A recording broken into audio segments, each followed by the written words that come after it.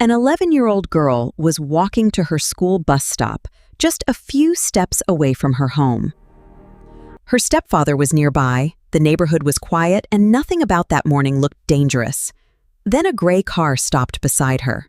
Within seconds, a man stepped out, attacked her, forced her into the vehicle, and disappeared before anyone could stop him.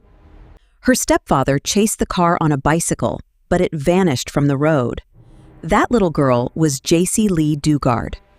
And what happened next would become one of the most disturbing failures in American criminal history. For years, police searched across California and Nevada. Volunteers, helicopters searched, FBI agents, and thousands of her home. Her family kept hoping, especially her mother, who never fully accepted that her daughter was gone forever. The most painful part was that Jaycee had not been taken far away to another country or hidden in some impossible place. She was alive less than 200 miles from home, trapped behind a house that law enforcement visited again and again. Reddy, a convicted kidnapper and rapist. He had been sentenced to decades in prison for a previous crime, yet he was released after only 11 years. Even worse, after his release, he was being supervised on parole. But despite all those warnings, Jaycee remained hidden in his backyard for 18 years. The story began on June 10, 1991, in Myers, California, a small mountain community near South Lake Tahoe. It was the kind of place where families felt safe, children played outside, and neighbors recognized each other. Jaycee was only 11 years old, cheerful and innocent, close to the end of her school year. Her stepfather, Carl Probyn, dropped her near the bus stop and went back toward the yard.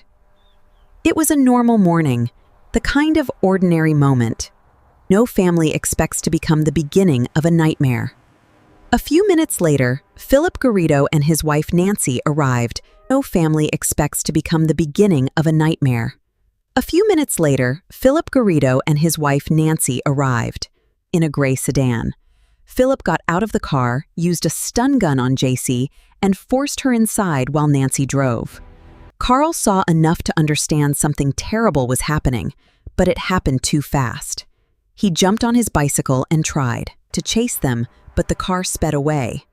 Other witnesses saw pieces of the abduction, but nobody had a license plate. And nobody had enough detail to identify the kidnappers. The investigation started immediately and became one of the largest searches in that area's history. Officers followed leads, checked possible sightings, and searched surrounding regions, but the case quickly became difficult. The description of the car was too general, the suspect description was limited, and California had countless gray vehicles. Investigators focused mostly around South Lake Tahoe and nearby Nevada, but they never reached the place where Jaycee actually was, Antioch, California, where Philip Garrido lived. At this point, before we go deeper into what happened behind that house, comment below where you are watching from, your city or country, because stories like this remind us that danger can hide in places that look completely normal. Jaycee's case was not just about one criminal. It was about missed warnings, ignored red flags, and a system that kept looking in the wrong direction while the answer was sitting behind a fence. Philip Garrido's one of the first kinds of people authorities checked carefully. In 1976, he kidnapped Catherine Calloway Hall in Nevada, held her against her will, and assaulted her.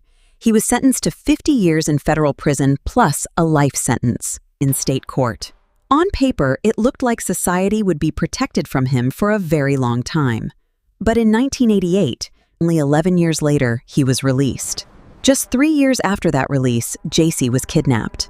Even before Jaycee's abduction, there were warnings. Catherine Hall, the earlier victim, reportedly contacted Garrido's parole officials and warned that he was still dangerous and needed closer supervision.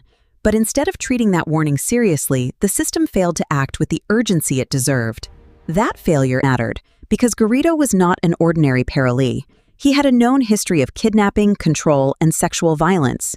Yet the warning signs did not create the level of monitoring that could have prevented another crime. After Jaycee was taken, she was brought to Garrido's home at 1554 Walnut Avenue in Antioch. From the front, it looked like an ordinary suburban house. Neighbors saw a family living there and had little reason to suspect what was hidden behind it. But behind the home, covered by fences, trees, tarps, tents, and sheds, Garrido had created a secret compound. That hidden space became JC's prison, separated from the outside world by only a backyard fence. In the early years, JC was almost completely isolated. She had no freedom, no school, no proper medical care, and no normal contact with the outside world. She was just a child, taken from her mother and stepfather, forced into a controlled world created by the man who had kidnapped her. Garrido used fear, dependence, isolation, and psychological manipulation to keep her trapped.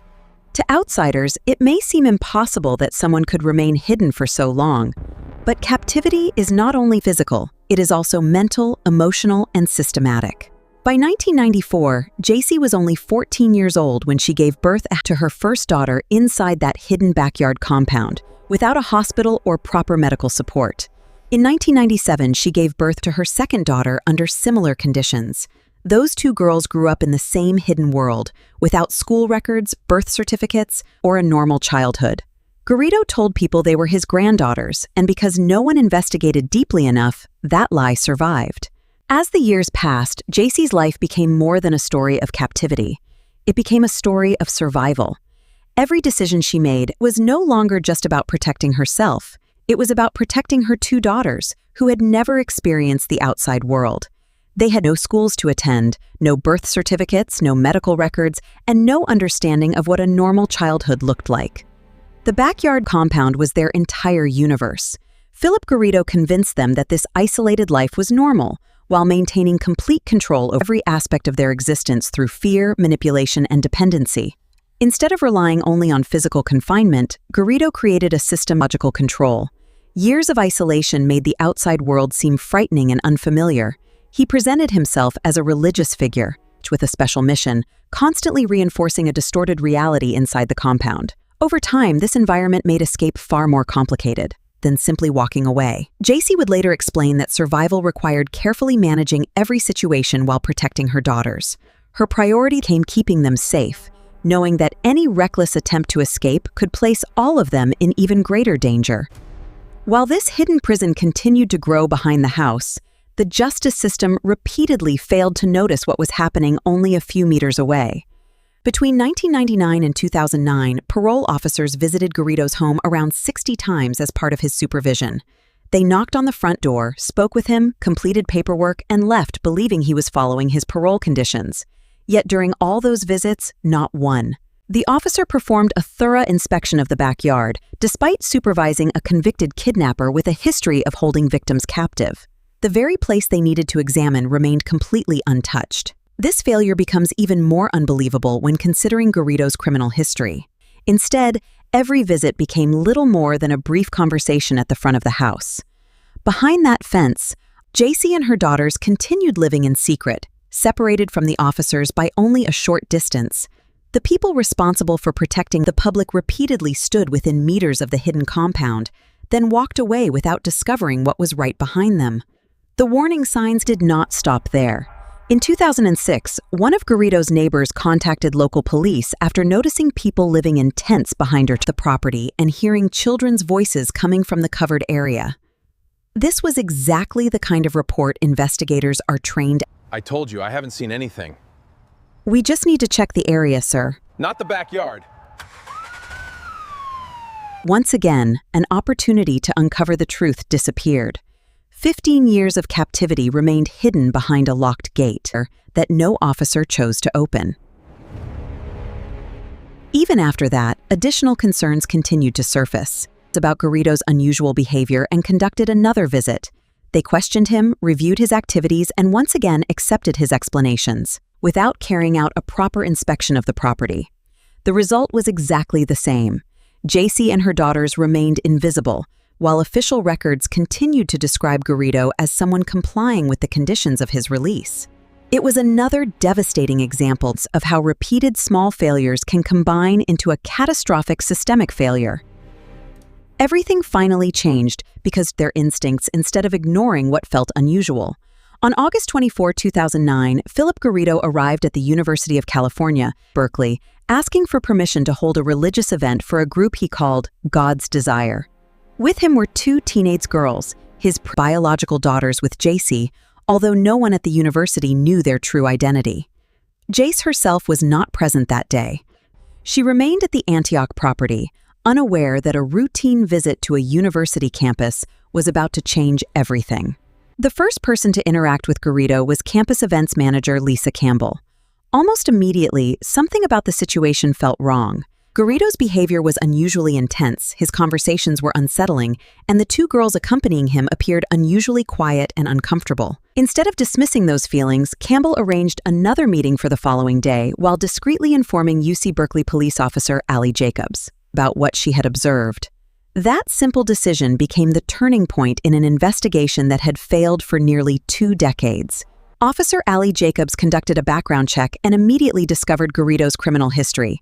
He was a registered sex offender on federal parole for kidnapping and sexual assault. Even more concerning, Garrido claimed the girls were his daughters, yet parole records contained no information showing he had children. That contradiction immediately raised serious questions. Rather than confronting him directly, Jacobs and Campbell stayed calm during the second meeting, carefully gathering information while making sure Garrido had no reason to suspect he was under investigation. After the meeting ended, Officer Jacobs immediately contacted Garrido's parole officer and explained everything they had observed. Unlike previous warnings, Garrido was instructed to report to the parole office in Concord. We'll issue the notice immediately. Investigators separated everyone for questioning, unaware they were only moments away from solving one of California's most famous missing child cases. As questioning continued, Garrido's carefully maintained story finally collapsed. During the interviews, he admitted that the young woman he had introduced under a false identity was actually Jaycee Lee Dugard, the missing 11-year-old who had disappeared in 1991. After 18 years of captivity, Jaycee confirmed her real identity to investigators. The child who had vanished from a school bus stop had become a 29-year-old woman. In a single afternoon, one of America's longest-running missing child mysteries finally came to an end. Not because of advanced technology or a lucky accident, but because two people trusted their instincts when something simply did not feel right. On the night of August 26, 2009, Jaycee Dugard and her 2 daughters were finally taken away from the property that had imprisoned them for nearly 2 decades. For the first time in 18 years, they were somewhere safe, surrounded by people, trying to help rather than control them. Soon afterward, the FBI arranged an emotional phone call between Jaycee and her mother, Terry Probin. 18 years, 2 months, and 16 days had passed since they had last heard each other's voices. The next morning, Terry flew to Northern California, where mother and daughter embraced for the first time since Jaycee had disappeared as an 11-year-old. It was also the first time Terry met the 2 granddaughters she never knew existed. The reunion was described by family members as both joyful and heartbreaking. There were tears, laughter, disbelief, and countless unanswered questions. Jaycee still remembered her family despite everything she had endured. The realization that affected everyone the most was how physically close she had been during those lost years. While her mother searched across California and Nevada, believing her daughter could be anywhere, Jaycee had actually been living less than a 2-hour drive away.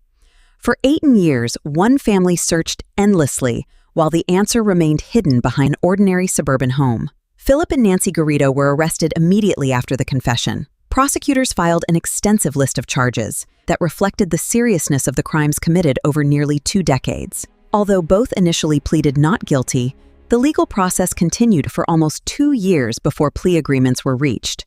Prosecutors wanted to avoid forcing Jaycee and her daughters to relive their trauma in a lengthy public trial, so negotiations focused on securing guilty pleas while protecting the survivors from unnecessary courtroom testimony. Philip Garrido pleaded guilty to kidnapping along with numerous sexual assault charges. Nancy Garrido also admitted her role by pleading guilty to kidnapping and additional serious offenses.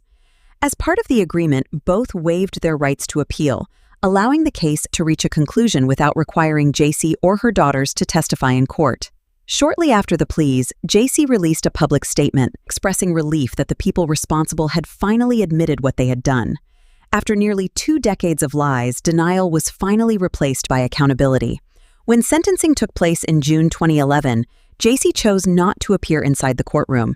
Instead, she prepared of her life in the presence of the people who had stolen so many years from her and her family. Her words were powerful. because they were not written from anger alone. They reflected survival, resilience, and the determination to move forward instead of allowing her captors to control any more of her future. The judge described Philip Garrido as the very example of why dangerous repeat offenders require strict supervision. He received a sentence of 431 years to life in prison, ensuring he would never leave prison alive. Nancy Garrido received 36 years to life, the maximum sentence allowed under the laws that existed when the crimes were committed in 1991. From the legal perspective, the criminal case had reached its conclusion. But another question remained unanswered. How had a convicted kidnapper managed to hide a victim for 18 years while under government supervision? That question eventually shifted attention toward the failures of the parole system itself. Garrido had been a registered sex offender on federal parole long before JC was abducted. Authorities knew his history, knew the type of crimes he had committed, and were responsible for monitoring him. Yet over 18 years, parole officers repeatedly visited his property, without conducting the thorough inspections that his criminal background clearly demanded. Reports from neighbors to investigate more carefully were all missed. Individually, each mistake may have appeared small. Together, they became one of the most significant supervision failures in California history. Because of those failures, JC later filed a lawsuit against the state of California. The state eventually agreed to a settlement worth $20 million, one of the largest settlements ever related to failures within California's parole system. No amount of money could return the years she lost or erase the trauma she endured. The settlement instead represented something equally important, a formal acknowledgement that responsibility extended beyond the criminals themselves. Remarkably, JC refused to let the rest of her life be defined only by what had happened to her. Instead of remaining known solely as a victim, she focused on rebuilding her future.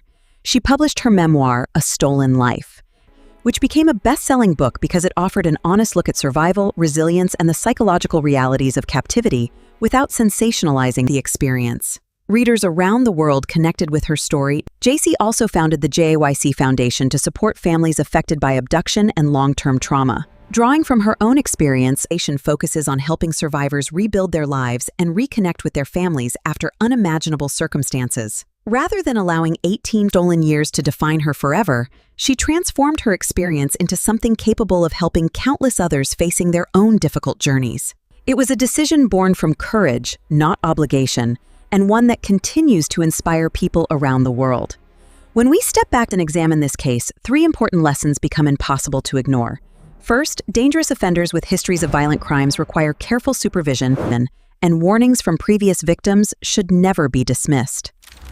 Catherine Hall warned authorities about Garrido's behavior, but her concerns were not taken seriously enough. Listening to victims is not simply compassionate, it is often one of the most valuable tools for preventing future crimes. The second lesson concerns accountability within the justice system. 60 parole visits from neighbors all failed to uncover what was hidden only a few steps behind Garrido's house. Thorough investigations, complete inspections, and attention to detail are essential. Lisa Campbell and Officer Allie Jacobs had no advanced forensic technology, no DNA evidence, and no search warrant when Garrido walked onto the UC Berkeley campus.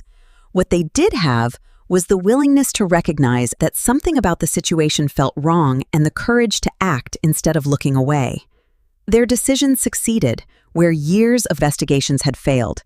It serves as a reminder that awareness, careful observation, and responsible reporting can sometimes save lives when every other system has fallen short. If this story taught you anything, consider subscribing to the channel so you don't miss the next story.